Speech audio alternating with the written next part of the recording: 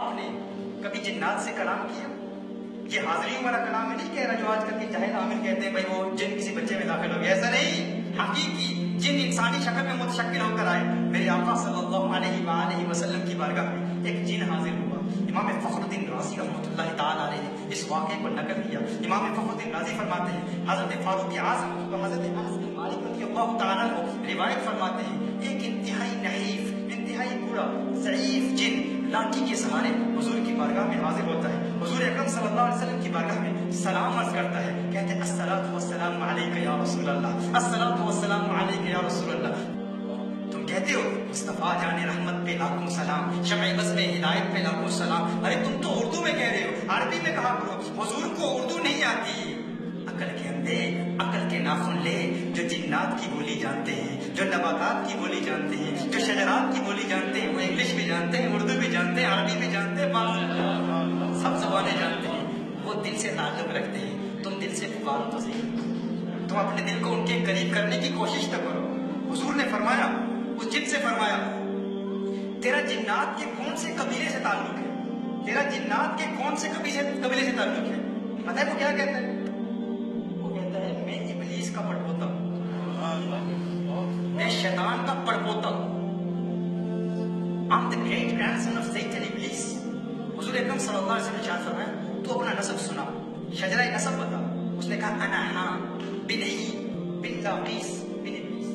اس نے کہا میرا نام حام ہے، میں ہیم کا بیٹا ہوں جو لاقیس کا بیٹا ہے، جو ابلیس کا بیٹا ہے. یعنی ابلیس کا بیٹا تھا لاقیس، لاقیس کا بیٹا تھا ہیم، ہیم کا بیٹا ہے حام. اس نے کہا میں حام ہوں. حضور اکرم صلی اللہ علیہ وسلم نے ارشاد فرمایا تو اپنی عمر کے متعلق بتا، اپنے احوال بتا، تیری عمر کتنی ہے؟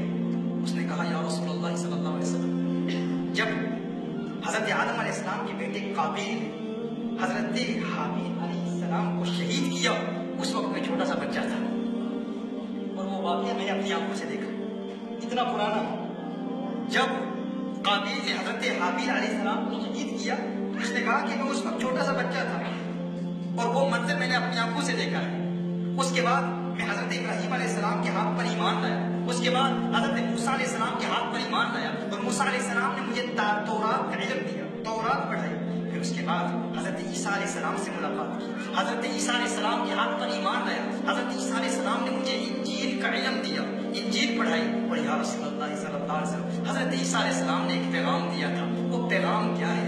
وہ حام بن ہیم بن لاقیس بن ابلیس کہتا ہے کہ پیغام یہ تھا، حضرت عیسیٰ علیہ السلام نے فرمایا تھا کہ میرے بعد نبیوں کا سردار آئے گا. اللہ اکبر، میرے بعد نبیوں کا سردار آئے گا، میرے بعد تمام انبیاء کا سردار آئے گا اور اس وقت زندہ ہوگا. یار لوگ کہتے ہیں انبیاء کو مستقبل کا علم نہیں، وہ نہیں جانتے کون کب تک زندہ رہے گا. حضور کو اپنی موت کا علم نہیں تھا، تمہاری موت کا علم کیسے ہوگا؟ میں کہتا ہوں یہ حضرت عیسیٰ علیہ السلام ہے اور خود کہہ رہے نبیوں کا سردار آئے گا. یہ شان ہے خدمت گاروں کی، سردار کا عالم کیا ہوگا؟ یہ شان ہے ستاروں کی، اس چاند کا عالم کیا ہوگا؟ عیسیٰ علیہ السلام کے علم کا عالم یہ ہے، کونین کے والی کے علم کا عالم کیا ہوگا؟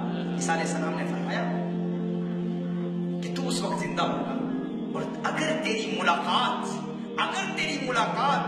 نبیوں کے سردار محمد عربی صلی اللہ علیہ وسلم سے ہو گئی تو میرا سلام پیش کرنا، کہنا کہ آپ کا بھائی عیسیٰ سلام پیش کر رہا ہے. تو میرے آقا صلی اللہ علیہ وسلم کی آنکھوں سے اشکوں کی برسات جاری ہو گئی. میرے آقا رو رہے ہیں، میرے آقا پر رقت داری ہو گئی اور اشک موتیوں کی طرح نکل رہے ہیں. آقا رو رہے ہیں اور روتے ہوئے آقا نے ایک جملہ ارشاد فرمایا.